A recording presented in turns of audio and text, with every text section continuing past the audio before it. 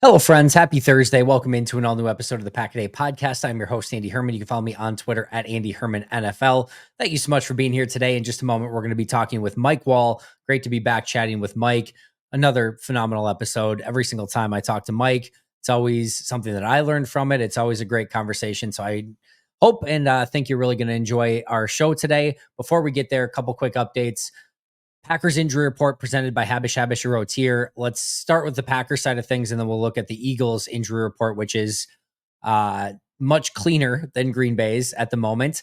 From a Packers standpoint, though, we did get some pretty good news overall. There were only 3 players that were not practicing, one of which was Christian Watson, which we knew he's done for the season. The other 2, Zane Anderson, remains in concussion protocol, and TJ Slayton was out with an ankle injury. Now, if you remember, Slayton limped off the field pretty badly in the game against Chicago, but did return to the game. Now we find out that he's not practicing. Matt LaFleur did make mention of the fact that if Slayton didn't practice this week, it wouldn't necessarily mean that that would rule him out. He's got enough reps banked up that, especially in a playoff scenario, if he gets cleared even Sunday morning and he's good to go, they'll probably put him in there. But that's definitely going to be a injury worth monitoring, especially when you consider Saquon Barkley, this Eagles run game. Slayton's a big physical presence in there. He's been pretty darn good against the run. He's kind of one of their primary run defenders in the middle of that defense. He would be a very nice player to have against Philly this week. They will definitely give him the entire week to get ready. And hopefully the fact that he was able to return to the game last week would indicate it's nothing too severe, that hopefully he can play through it to some extent. He just did, but those things are never quite that simple. And we're just going to have to kind of keep an eye on it through the course of the week. As far as Zane Anderson, he's just going to have to clear protocol before he has any chance to play. We'll see if he can do so prior to Sunday. Limited participants included Javon Bullard, Edgerrin Cooper, Brenton Cox, Andre Dillard, Jordan Love, Quay Walker, Evan Williams, and Malik Willis. Evan Williams, Quay Walker, Brenton Cox, Andre Dillard all returned to practice, which is phenomenal news, especially for Quay and Evan Williams. Those 2 could be huge for this Packers defense going up against Philly this week. So that is great news. Even bigger news is the fact that Jordan Love and Malik Willis did practice in some capacity. Now, even the individual part of practice, which is usually open to the media, was not. All the media got to see was stretching, which is unfortunate, which means they didn't get to see Jordan Love throwing it all, which leaves us in the dark. Jordan Love was available in the locker room post-practice. It sounds like he's going to be good to go. It almost felt like he kind of caught himself and is like, oh yeah, I have to go through this whole charade of pretending that I might not play, and then basically gave some really short answers. We'll see. The great news is that it sounds like the numbness in his finger and thumb are gone, that's not an issue anymore, that he has the grip strength that he needs. It's his elbow that is now a little bit banged up and hurt, and apparently, is hurting when he throws the ball and things like that. It would seem that Jordan Love is going to play in this game. You can never take anything for granted. We don't know that for sure. We haven't got the confirmation, but Jordan Love did say he was hopeful after initially responding like he was going to play. So again, we'll take it one day at a time, but right now it seems rather positive that Jordan will play. And again, the bigger news here, Evan Williams, and I guess it's not the bigger news. The big news is Jordan, but Evan Williams and Quay Walker both returned to practice along with Brenton Cox and Andre Dillard. From an Eagles standpoint, their only player who did not practice in any capacity was Trevor Keegan, rotational, bottom of the depth chart sort of guy, and he was out with an illness. Limited were A.J. Brown. The only reason he was mainly limited was a rest day.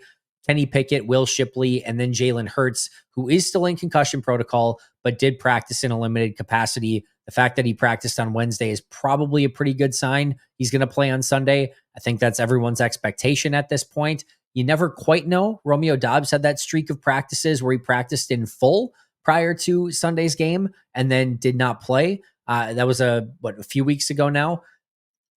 So again, it's not a guarantee. Concussions are, they're tricky things. You can't exactly play it out by number the way that you would like. But again, I think everyone's expectation is that Jalen Hurts will in fact play in this game. Full participants for Philadelphia were Grant Calcaterra, Nakobe Dean, Dallas Goedert, Bryce Huff, and Byron Young. And just like the Packers have an all-star lineup on the field, Habish wrote here as an all-star team in the courtroom. If you've been injured, let the personal injury attorneys at Habish be your legal linebackers, ready to back your claim and get you the compensation that you deserve. When you call Habish, you're going to talk to a lawyer directly. Their number is 800-242-2874 or 800-2HABISH. You can also visit their website at habish.com. Habish & Rotier, national reputation, hometown service. Really appreciate your partnership, Habish. Again, if you haven't checked them out yet, make sure to do so. Again, just nice and simple, habish.com. A couple other really quick notes. Eagles signed Lewis Cine, former Georgia safety. There are 11 former Georgia Bulldog defenders in this game. In fact, you could build a perfect 11-man, not a perfect, but a 11-man true base defense out of just Georgia defenders in this game, which is pretty crazy when you think about it. Yeah, so like you literally, if you go through it, Jalen Carter at defensive end, Jordan Davis at nose tackle, Devontae Wyatt at defensive end, Nolan Smith and Brenton Cox as edge rushers, Quay Walker and Nakobe Dean at linebacker, Keely Ringo and Eric Stokes at corner, Javon Bullard and Lewis Cine at safety. You can literally build an 11-man base defense just out of Georgia Bulldog defenders in this game now that Lewis Cine is on the Philadelphia Eagles. They picked him up off of the Bills practice squad. And then last but not least, Xavier McKinney, first team All-Pro by the NFL Players Association.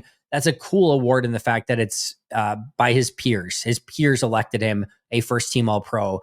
So a really cool honor for Xavier McKinney, that first team All-Pro safety, more than deserving. He's been absolutely awesome all season long, a big time impact player, and his peers recognized him as such. All right, that's going to do it for me for this part. But now we get to Mike Wahle in our phenomenal conversation with Mike. Check it out. It is great to be back chatting with the one and only Mike Wahle. You can find him on Twitter at MikeWahle68. Mike, lots to go over with the Green Bay Packers right now. Tough loss to the Bears, 2 consecutive losses overall, but they've got the playoffs coming up. Philadelphia Eagles. Excited to chat it all with you. But before we get there, how the heck are you doing? I'm doing good. Working through some jet lag, Andy. Just got back to Germany, so bear with me. I know I have a little bit of a red face right now. I'm pulling through it. I can certainly appreciate that. Yeah, I can only imagine. I know that trek back from Texas to Germany, probably not the most fun thing in the world, but I am sure you will be back in rhythm with a little bit of kilos and caffeine before you know it. All right, Mike, let's start with Packers and Bears. Let me just ask you, what went wrong? What do you care about from that, if anything? And can there be sort of a hangover effect from a loss like that as you get ready for the playoffs? Yeah, I didn't watch the game live. I just watched the all 22 on both sides. And so sometimes when you don't watch a live game with announcers and you watch the all 22, sometimes like the tape just pops and you can still hear the thumps and the play speed and everything. And sometimes it just feels a little bit dead. And this one felt dead. This one, Yep. when you watch it, it just kind of looked, quite frankly, it kind of looked like a preseason game. There was a couple times where I'm not making this up, and I won't name the names, but I was looking up like, are these people hurt because they were playing so slow? And I think part of that has to do with the finality of the season, playing against the Bears, who you've won against for 5 years in a row, and kind of all that fact. And the Bears, quite frankly, they won the game. Congrats to them, and I know it's a big win for them, but that's a really bad football team Yep. at a lot of positions, I should say.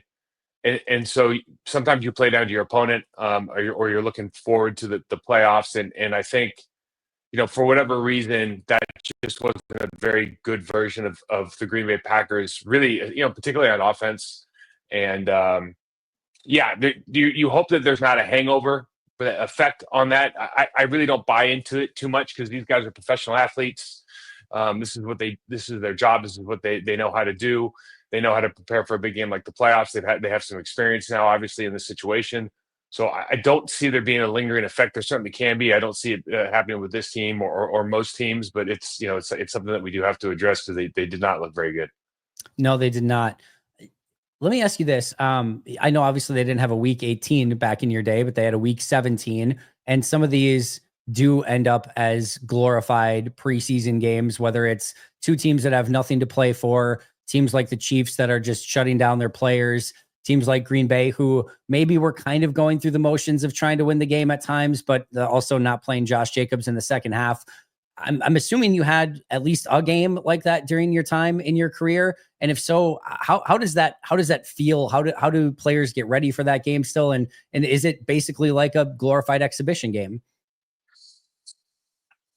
So it's a great question. I can't remember in Green Bay where there was a time where we weren't fighting for something, honestly, in the last game of the season, whether it was playoff positioning. You got to remember, and I don't recall now, for some reason, it's escaping me, of whether or not I think this game, they still had something riding on it. At least they thought they did. The Commanders weren't, Yep. they hadn't won yet. And so Correct. that was surprising because certainly the road through the playoffs through Tampa would be a lot easier than through Philly. Yep. So that part of it to me is always kind of a head scratcher. You want to give yourself the best position to be successful. We were always in that position. I have played in those games, unfortunately, in Carolina, where we were not in the playoffs. You're playing that last game and you're doing it for the love of the game.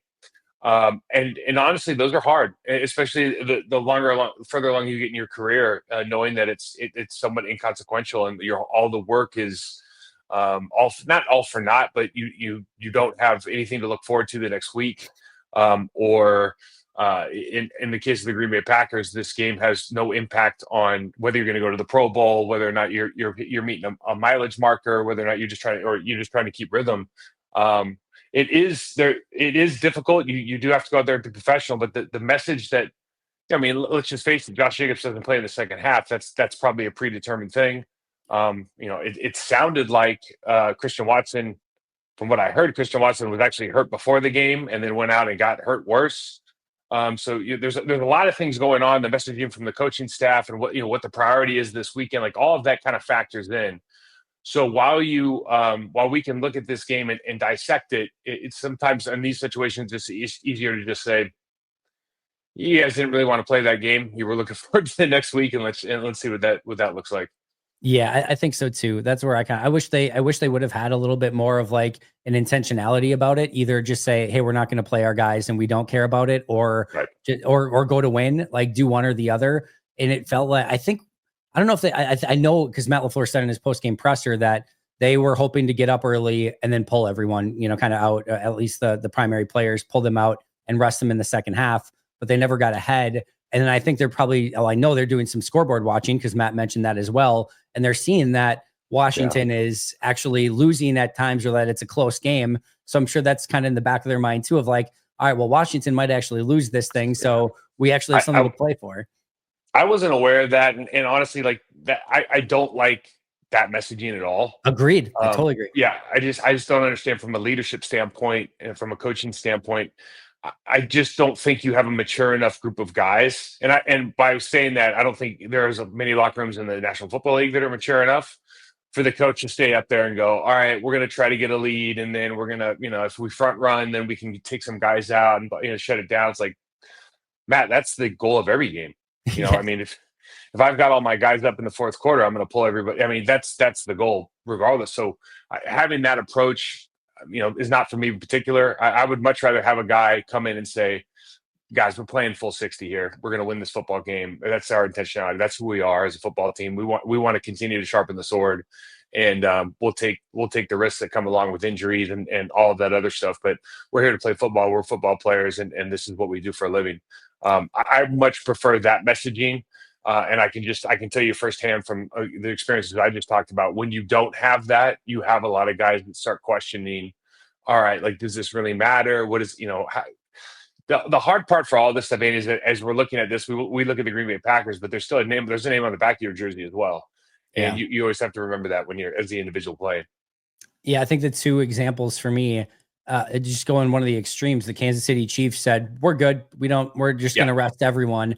And Dan Campbell and the Lions the week before against San Francisco, when they had nothing to play for, said, we're going to still run through your face. We're going to do everything we can to win. And I honestly don't care which lane you pick, but just pick one of them and you're good. The middle ground is probably the worst. And I think they got the worst of all worlds. Let's kind of talk about just maybe even this game aside to some extent, the state of the offense, Jordan Love, the offensive line, everything kind of cohesively together. The rushing game still looks good. The passing attack looks a little bit stagnant at the moment. What have you seen from this offense? And assuming Jordan's good to go this week, what can they do, especially without Christian Watson, to kind of get this pass offense back and kick started? Well, I think one plays off the other pretty heavily. As they've tried to do. And I think, we've talked about it on the show many times. Matt LaFleur has done such a good job, in my opinion, of really starting the game the right way more often than not, giving the ball to Josh Jacobs, letting him set the tone, not only with the style of play calling, but also just the style of play that he adds to the game, the confidence he can bring to the offensive line, kind of get everybody playing on their front foot. Certainly, I think that adds. The other thing is we don't think of, we don't necessarily talk about it this way, but like when Josh Jacobs is running well, that means Jaden Reed is blocking well. Like those Yeah. things are interactive, right? And so that gets you into the football game. Like there's a reason Amon-Ra St. Brown is a great football player. It's because his mentality is like, I'm going to block just as hard as I run routes, and all that stuff matters. And so if you can get everybody involved that way, even if they don't really feel it, once you get that first pop, you're into the game on kind of that physical side of the football. Your mental locks in a little bit better as well. So I think they've done a great job of that throughout the season. When I watch this team, I think first and foremost, Josh Jacobs has to make a lot of guys miss, or he makes a lot of guys miss, and that promotes a lot of positive yardage and gets everybody into the game. The downhill running game, all the motions that go along with it, all the window dressing, I think has been fantastic for this football team because I think it creates hidden yardage that they wouldn't have otherwise. When you stop, there's only so many plays that you can put in every week. So like everything that we've seen the last probably 2-3 weeks, we've seen over the course of the season. All the motions, all the shifts, all the orbits, all the fake handoff here, run the trap play over here. Like we've seen it all now. Yep. And it's still making the linebackers at the second level pause, but maybe they're not pausing as long. And so you're not getting the same numbers on second and third down. You're not getting the same looks that you want. You're not getting the field position that you want after that first down play. And all of that kind of plays into, is Jordan Love getting the looks that he wants? And then maybe more importantly, going back to the game before this one, early in the game, is he throwing off his front foot or is he throwing off his back foot? Is he stepping into his throw or is he drifting in the pocket? Is he taking the 2 checkdowns that are wide open in the middle of the field on the left, or is he going for the home run that's double covered down the sideline early on? So are you taking your wins and building that confidence early on? Talking about Jordan Love now, are you taking what the defense is giving you because they're worried about the Josh Jacobs runs? Or are you trying to make a statement early on with how good your arm is, or how, what the amazing throws you can make? And I think, just speaking generally about football players, like taking the wins early on, even if they're singles, is a big deal because it builds confidence not only in yourself, but your play caller, your offensive line, your wide receivers, your tight ends. Like it's not just you. And so I think sometimes, if you want to say what is the progression with Jordan Love and how do you need to get better in the game, because it's really him. It's not we got to catch some. Sometimes you drop some passes or anything, but it really is the quarterback. Yeah. The play calling is the same. The route running is the same. So like, what is the difference? The difference is if he's not taking the wins when he has them because he's going for something bigger, or if he's not using technique, he's throwing off his back foot, he's fading in the pocket, he's taking shots he doesn't need to. I'm talking about body shots. Well, it's not just him that's going to be feeling those. It's the entire offensive unit, coaches, players, everybody. And I think the responsibility of that sometimes on younger players is hard to manage. That's really well said. It's a really interesting kind of way to think about it. And I do think Jordan needs to be just a little bit better.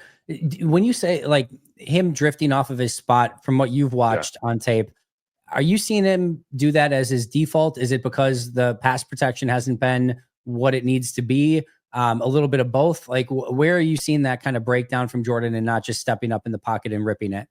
So first of all, the way that the Packers run like pass pro and generally speaking, like their thought process is we've talked about this before. We used to talk about the cup, right? Yep. It's not a cup anymore. It's more like a wall, and it's just like it's like you take a plate and you cut it in, into a quarter, and it's like there's just a wall there, right? So it's not this cup anymore. So all these people are square.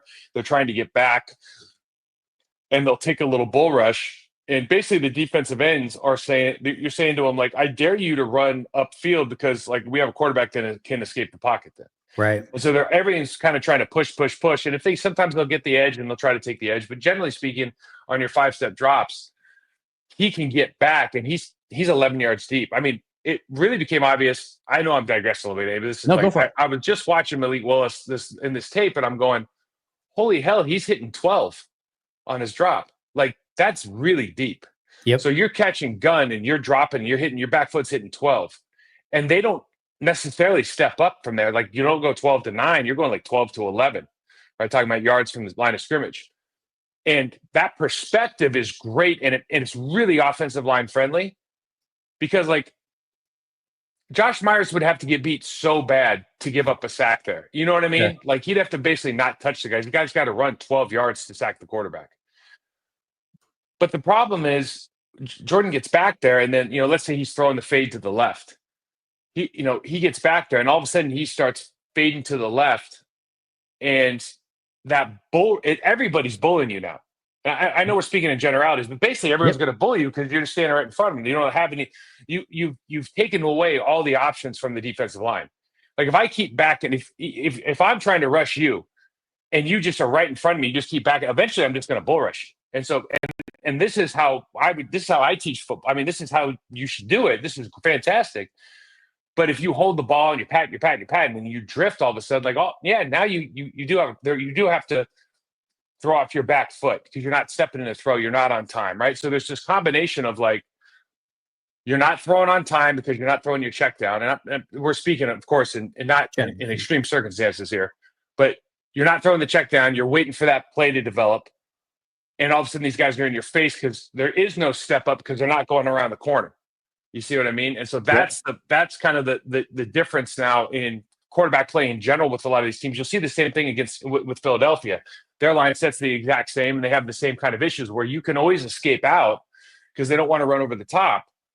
But because of that, if you step into those throws where you're drifting to the right or left, you could hit that tackle. Gotcha. No, that makes a ton of sense. I want to flip it over to the defensive side of the ball. I want to ask you about two rookies in particular. We've obviously seen the huge impact that Edgerrin Cooper has made, especially over the last month since he's come back from injury.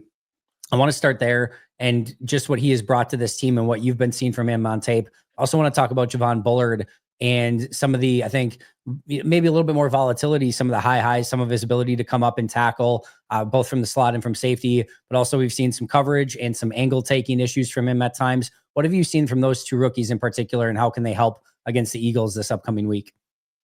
Well, they're both phenomenal football players. I think first and foremost, you got two guys that are alphas in the room. They have extreme confidence. I think they both have extreme anticipation. Everything's magnified the further you are away from the line of scrimmage. So Javon Bullard, if he makes a slight mistake in an angle of pursuit, it's magnified. If Edgerrin Cooper makes a slight mistake in an angle of pursuit, it's maybe not as magnified. I would argue that, if you ask Jeff Hafley, Cooper's closer to Cooper's like when I did my first thing on Cooper in the draft, he's a war daddy. Like the guy's a football player. He's amazing. But he makes a ton of mistakes. Yes, he does. I mean, he makes a ton of mistakes. Yes, he does. And I would imagine if you ask Jeff Hafley who's making more mistakes, I don't know what the answer would be between those two players. But the difference is when you're only 4 yards from the line of scrimmage, you're as aggressive as he is, and the running back doesn't have much time to build up. And you're playing against these really guys like me who are terrible athletes at offensive line. You're going to make a lot of impact plays. You can hide some of that stuff. If you're 12 yards deep and you're running forward, like that's a whole different ball of wax, right? Yep. So I think both those guys are. I mean, I'd be so bullish on their futures. I'm so bullish on them now. I think they're just phenomenal football players, and I think they're being really well coached. I think both the coaches in both of those rooms have done an excellent job. I think the leadership in the DB room, in particular, when you look at kind of the impact that Xavier's had, I think that's huge.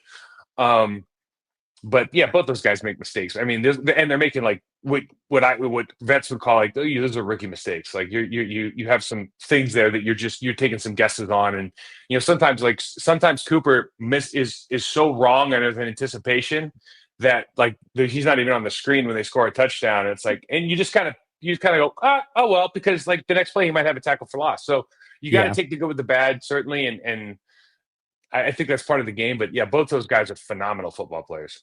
I'm glad you say that because I know there's been a lot of frustration with Javon Bullard. I haven't been there. Like I think he's a really good football player. I love the mentality that he brings to the team. I know Matt's been a coach that has preached for a while. Like I'm okay with mistakes if you're making them fast. And I feel like both of these guys, when they do make mistakes, they're making them fast. Like you said, some of them are just rookie mistakes, but I just love how they're both attacking, downhill, physical players, fearless. And yes, there's going to be some of those rookie mistakes, but I mean, to me, both of them are value adds for this team, and I love the mentality from both of them. Yeah, no doubt. And like the thing is with defense in the National Football League now, I mean, think how many cards are stacked in the offense's favor anyways. Like I was just looking up the Eagles and they give up 278 points or yards per game. Like, you know how ridiculous that is? Like that number is absurd. Like every offensive team in football should be doing well over 300 yards. Like because it's so easy to move the football, you know? And so when you're in that position and you're a rookie and you're going against all these rules and the athletes and it's like you have to play on the edge of out of control, I think, especially in an attacking defense, in order to be successful. And the flip side of that is like you're going to get beat sometimes. You know, that's just if you have a shutdown corner, like he ain't shutting down. Like remember when we went and played the Commanders and Jay Alexander had, Terry McLaurin had a day on him. Yes, I do. And they won the game. Like it happens. Like and Jay Alexander's one of the top cornerbacks when he's healthy in the National Football League. But sometimes you get beat because you got to live on that edge. And that's what happens. And these guys, these rookies, part of the NFL, like Adrian Cooper's not going to be 250 pounds. He's not going to run a 4.1 someday. Like he is what he is as far as physicality, and Javon Bullard the same, right? Like it's not physical. That's not what they have to get it up to speed on. It's the mental and understanding how to play the game on that razor's edge of being out of control and then just being completely in command of what you're doing. And, that takes a lot of time. Yeah, take chaos and make it controlled chaos somehow. That'll be the next step for both of those guys. But I love both of them as well. I'm super excited about both of their futures. As we kind of take a step back, 11-6 season, they lose their last two against Minnesota and Chicago. Just 1,000-foot view, 10,000-foot view, whatever. How do you view the overall season for Green Bay at 11-6? What you expected, less than you expected, better than you expected? I know obviously a huge part of this is what they do over the course of this next, hopefully, month, but starting with the Eagles this week. But how do you view this team and what they did this season? Well, I think contextually, just understanding how good the division is this year, you have to take into account the 14 and a 15 win team in the division. And you have to unfortunately measure yourself against those guys because that's the first goal of every team in the National Football League is to win your division. The Green Bay Packers, you have to be super excited about the defense and the progress that they've made moving on to Jeff Hafley. I mean, it's what's always fun for me is because sometimes I'll get on these shows and you start dumping on coaches a little bit, especially now this time of the year when everyone's getting fired. But it's great to see coaches that make a huge difference in the quality of the play of their players. And I think Jeff Hafley and his staff have done that at a super high level. I also think Matt LaFleur on the other side of the football is one of the premier play callers in the National Football League. I think he's a top three, guy. I don't know, where they all stack, but I think he's a top 3 or 4 play caller in the National Football League. And I think that's really, really high praise considering all the people that are just doing some amazing things. I think he's very innovative. And again, the ability to manufacture yards is, I don't know that anybody's manufacturing yards better than he is, quite frankly, particularly in the run game. I really like the evolution of the offense. I think, unfortunately, you're seeing Jordan Love as still even though I think this is year 5 now, he's really second-year starter, and you're kind of seeing some of the second-year growing pains that happen with younger quarterbacks. As talented as he is, and as many great games as he has had, and is going to have, the things that we just talked about with anticipation, with footwork. I mean, it's one of the frustrating things I would say is, and it's just like watching this Bears game, just global view, is when you watch the offense, you watch the offensive line, the footwork is across the board is at the very, very best is average. You look at Tucker Kraft probably has the best footwork of any blocker on the team, which is bizarre, right? Sure. I mean, which is kind of bizarre. Yep. The drops, whatever you ascribe the reason for why we have so many drops at the wide receiver position is that lack of jugs machine? Is that something? I mean, is that something else that we're doing? So in other words, I guess the way me to say this is there is so much good that's coming from the scheme, and this is something that you're going to see against the Eagles. Unfortunately, is at some point you have to beat your guy or you have to execute your individual job at a really high level. And I think the step that everyone's waiting to see them make in the locker room, in the meeting rooms, maybe in the as a fan, is they have the scheme, they have the system, and they have the players. You still have this gap between how good the players are and how good they should be or can be once they get their fundamentals down, their best of the basics idea. And that part of the implementation of their development and then their personal responsibility to development is something that we still, I think we talked about this last year, the year before, but we're still Yep. talking about it. And, you know, I think they're better than they were last year, but I think they can take that next step whenever they're ready, quite frankly. Yeah, it'd be nice. It is interesting. So the stat just came out. This is the second youngest team ever to make the playoffs in the last 45 years. The only team that was younger than them was last year's Packers team last year. So the two youngest teams to make the playoffs in the last 45 years has been this Green Bay team. That you see some of that youth and inexperience, and I think it is going to be paramount for them to take that next step and go from a really good team to a great / elite team is going to be all the things that you're mentioning, the fundamentals, the footwork, the technique stuff. If they can get that down, especially in the next, off season or whatever it takes, hopefully today, I think that's the next step that they need to take to be that great team. Yeah, I agree. And the hard part now with the National Football League is everybody is, we know the name of every offensive coordinator, every play caller. Those guys are the real superstars of the league now, it feels like, to some extent. Yeah. And because of that, I talk about manufactured yardage and we talk about Halfley, and it's a huge deal. It really is. But you still have to teach these guys just the basics of the sport and the game, the value that you have to your organization. Josh Myers is gonna be one of these guys we talk about. The value that you have specifically to your team is your ability to win one-on-ones. And Josh is an example of a guy who schematically he fits. Are they going to determine that he beats his guy one-on-one enough to be valuable enough to pay the money that it's going to cost to keep him? Or are they going to say, you know what, actually, we probably have a guy who in the bullpen that wins just as much as he does. Yeah. And, if he was winning every play, I think that answer would be different. And that's just the name of the game. And when you have the body type, you have the intelligence, you have the feet, but not the footwork. Like, it's all there. And I think part of the promotion of that I think a lot of it has to come through the coaching staff and what they prioritize. And I think you see a little bit more of that on the defensive side of the football, at least in tackling this year. We could talk about pass rush, I suppose, but a lot of that is just making sure that's kind of a huge priority on individual development. And I think, like you said, to go from good to great. I mean, I don't. When you look at the Eagles, you look at the Lions, in particular, you go, there's some dudes on those teams on both sides of the offensive and defensive line that are doing things the right way, like damn near every play, and it makes a huge difference. It very much does. Yeah, that's going to be the next step for them for sure. And maybe this, spoils the next question here, but as we get set for the playoffs, Packers, Eagles, what gives you the greatest concern about this team that you're like, you know what, I'm just not sure if they're going to be able to overcome that? I think on paper, the Eagles are really good. I think their lines are just, their lines are just next level. I mean, yeah, the offensive line, you look at the offensive line for the Philadelphia Eagles. I mean, Jeff Stalin. So they bring in Mekhi Becton, who is, he was supposed to be the next big thing, but he's 385 pounds, and then he balloons up to 425. Blah blah.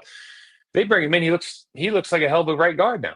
Yes, he does. And it's because it's the culture and the environment, the coaching, all of that stuff. They bring in a guy to back up Jason Kelsey. He'll be all pro. They're two tackles. They have the best left side in the National Football League. Landon Dickerson and Mailata. I mean, they're so good on that. We haven't talked about their all pro Lane Johnson. Johnson, They're so good there, right? And then you look on the other side of the ball, Jordan Davis is a real problem in this upcoming game. And the thing that, like, they're running Vic Fangio's defense, which everybody, deep safety, bend but don't break. You can't go 80 yards on us. Darius Slay's out there giving up like 7 yard, like 7 yard outs, like they're hotcakes. He doesn't care. Like they'll make and they're running a 3-4. And one of those dudes in the middle is just going to go ahead and beat their guy. They're going to make you single block, and or sweat on the outside or Nolan Sweat on the outside. Like they're just going to beat their guy. You're going to get a tackle for loss. They're going to put you behind the sticks, and it's like, what are you going to do now? And I think the concern is when you just line up and say you have to beat this guy. I think Matt LaFleur is going to do a fantastic job with the scheme. I think when you look at defensively, the Phillies scheme, there's nothing that frightens you. You can anticipate almost everything. If you go double cadence, you can see everything. If you shift, you can see everything. Like, I don't think that's a problem at all. I think beating the guy in front of you could be a real problem. And the reason that they're so good on defense is because they just beat the people in front of them real bad. And it'll be kind of with the struggles that we've had in the last couple of weeks. And then how much can Josh Jacobs, with this matchup with like Saquon and Josh, right? How much can he manufacture confidence-wise, extra yardage, yards after contact early in the game so that the Packers feel like, okay, we can do something against these guys? So I think it's going to be a real battle. Yeah, this is a Georgia defensive reunion with all the Georgia players on Philly and all the ones on Green Bay. There's probably like 8 or 9 Georgia defenders that are going to play probably significant roles in this game for both teams. All right, let's go to the flip side of this. As we get ready for this game, what gives you the biggest reason for optimism? Something that you feel like Green Bay is doing really well that you're excited about? Well, you kind of talked about it. Is I don't think Matt LaFleur is going to look at this defense and go, okay, I don't know how to attack it. Like it's right there in front of you. When they bring pressure, they're loose on the outside coverage. They're trying to take away the middle. If you double cadence them, if you motion them, they show it early. You can read the stances of the defense. Like there's nothing there where you're going, I have no idea what they're trying to accomplish. Right. So I think schematically, you're going to be looking at this, like I can dial up some plays. And if for whatever reason, like the Dallas, maybe it's because the Dallas Cowboys don't. I watched the Dallas game this morning, and maybe it's because they don't run as much kind of window dressing as the Packers. But when they did move and they pressured, or if they went from or if like the Cowboys went from like a bunch and motioned a guy out of the bunch, and the Eagles pressure, like they lose guys. Like they're still as good as they are. They're still making mistakes. So I think you're going to have a method to attack them. It's just more along the lines like, okay, can we block Jordan Davis? Right. Can we make sure that, the Cooper DeJean kid doesn't, have another game busting play? I mean, there's some individual things on their team that they're in an environment where they're free to play really well, and they just happen to be playing really well, I think. And then the other question has got to be offensively. How are you going to create a pass rush against that group? Not only because of who they are, but also the offense that they run and everything that they show. And I think one of the big questions in the game has to be, what is Green Bay's plan to flush if Hurts gets? I'm sure Hurts will play after 2 weeks. Yeah. But what's the plan to make him run to his left, exit the pocket to his left, and have to throw across his body and not be able to go downhill? And who are they going to send? How are they going to send them? Are they going to walk? Are they going to try to walk up Cooper and keep running the same stunts? Like there's a lot of stuff with that offensive line where you go, that's not going to work. They're really, really good. They're not going to set flat when the guy's in the A gap. They're just not going to do that stuff. So it'll be interesting to see what they have cooked up over there. It's going to be a really fun game, and certainly, I think because of everything that we've talked about from a prep standpoint, a coaching standpoint, I think the Packers have a puncher's chance here. But this is a really good football team they're playing against. I agree with all of that. I think it's going to be a really fun game. The pass rush for Green Bay has been, to me, the biggest question mark all season long. And when you go against a really good offensive line like Philly, that is my definite biggest concern. Hopefully Jalen Hurts is just a little bit rusty, assuming, again, he does play. by having not played for a couple weeks. We'll see. We're recording this prior to practices on Wednesday, so we don't know if he's going to practice on Wednesday or not. But I think that's going to be a huge key to this game, is just trying to get him off his spot, not allowing him to necessarily beat you with his legs, but get him off his spot, throwing off platform, and maybe getting a mistake or two along the way. All right, as we kind of close things up here, Mike, if I told you on that I went to the future and Green Bay picked up a win in this game, what went right for the Packers to beat the Eagles on Sunday? Explosive plays on offense for sure. I think if you go down, like if you look at the all 22 and you can sort plays, and you can hit the gain button and the gain goes, biggest display. If you go and see how many explosive plays a team has, I don't know what the number is for Green Bay, but if you've got 10 explosive plays, you're probably scoring a lot of points and you have a real chance, And I think some of the games this last week, in the run game, at least, I remember specifically two plays. We break it. I think Emmanuel Wilson breaks the tackle at the line of scrimmage. Both guys break tackle at the line of scrimmage and go on for 20-yard plus runs.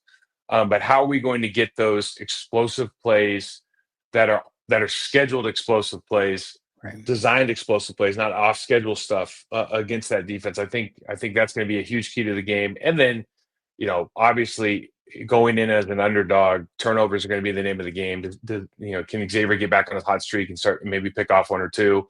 And then can we hold on to the football on the other side? And that goes back to what we talked about at the beginning of this is Jordan Love going to take what they give them? Because there are guys open. There are plays to be made. We just have to be really smart, I think, about not being too ambitious early on with the selection of throws. Jordan Love came up, for 3 seasons practicing against Joe Barry's similar Fangio style defense, pretty much every single day in practice. And it does seem like they've had success against these style of defenses offensively in the past, especially under Matt LaFleur. So hopefully this is something that, again, as you mentioned, Fangio, exactly what you're going to get. And it's just, can their scheme and can their players, ultimately be the difference? And Philly's got a ton of really good players. Green Bay is going to be prepared for it. I think this is going to be a really fun matchup. I'm super looking forward to it and seeing if Green Bay can kind of overcome some of the more recent adversity and beat a really, really good Philadelphia team on the road. Mike, final thoughts? Anything else you want to get out there? Anything else you want to plug on the way out? Well, the playoffs are the best time of the year. It's like this is the real Christmas time for NFL fans, and it's going to be a lot of fun to watch. The other thing that I didn't address, but when you just think about the Eagles defense, like they're really good at the first level and they're really good at the third level. But I do think there's room in that linebacker. I think in that linebacker room, we look at that Joe Barry defense and you kind of got the same style. Like everything that they kind of pissed you off about your linebackers here is what they do. They don't attack the line of scrimmage particularly well. They get stuck on blocks. They make tackles, 5, 6, 7 yards down the line. So there's that all of that stuff. Like you're going to see it again. If you watch for it, you're going to see it again on the other side of the ball. And I think there is a lot of room to attack that middle of the field zone between the safeties and the first level of defense. That's going to be a real fun part of this game. I think there's going to be a lot of good games this weekend, quite frankly. And I'm looking forward to all of them, man. So hopefully we're in a position to talk about the next one next week. Yes, that would be very, very nice. Outside of Packers, Eagles, which one are you most looking forward to? I got some people in some different games, so I got a couple I'm looking for. Obviously, I think the Texans Chargers game in particular. I'm surprised it opened up with the Chargers being favored. The Texans have such a talented team, but CJ's been not playing CJ ball the last couple of weeks. I know they had hit the one good drive last week, so I think that'll be super interesting. And honestly, I think the Commanders Bucks game is going to be. I think it's going to be a hell of a good game. Yeah, it's gonna be fun. I think it's gonna be a hell of a good game. So that one's gonna be great. And I tell you what, I haven't enjoyed watching just like an NFC North game as much as I enjoyed watching that Detroit Minnesota game last week either. I know we're looking forward, but that was one hell of a football game to watch. That's you want to talk about two just top tier teams playing high level ball with all the stakes there. Like that's as good a drama as you're gonna get in a regular season game. I'm not a huge fan of division playoff games usually, and I know the Ravens are 9.5 point favorites, but there's just something to me about Steelers Ravens too. When you get Yeah. rivalry and you get two teams that just want to kick the crap out of each other, really looking forward to that one at 7 p.m. Central Yeah. on Saturday as well. I'm Should be just not fun. a Russell Wilson fan. I just can't like Yeah, I can't even explain. Well, we probably talked about it ad nauseum, but I'm a huge Lamar Jackson fan. I think that'll be fun. I wish Joe Burrow would have gotten the playoffs because I just think he's very unique. agreed. But if anybody's not named the Chiefs is going to the Super Bowl, you kind of it's hard not to root for the Ravens, and Lamar Jackson, everything he's been able to accomplish. He could very easily win a third MVP this year.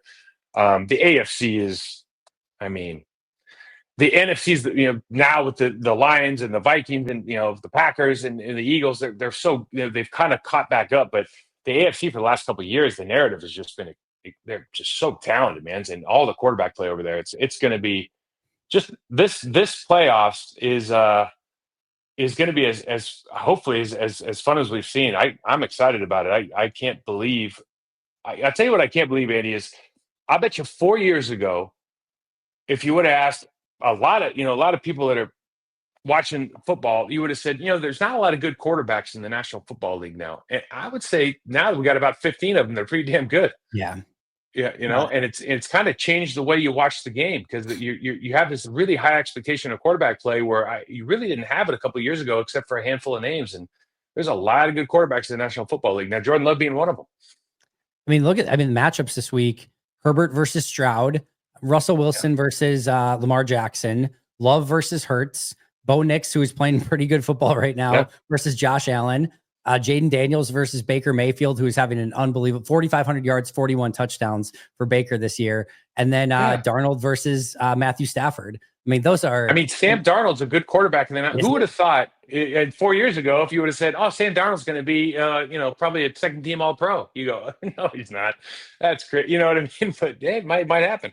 Jared Goff too, another one that had that sort of resurgence, going to Detroit. And then you've got Patrick Mahomes and Goff waiting next week. So no, this is probably one of the better. And again, it's unfortunate that Joe Burrow is not in it. You would love for him to be there too, but it's about as good of a playoff field of quarterbacks, I think, as we have ever seen. Makes it really, really fun and exciting. I can't wait for it. We'll talk about it next week, Mike, and break it all down per usual. You're the absolute best. Tell us about the podcast and anything else you're working on.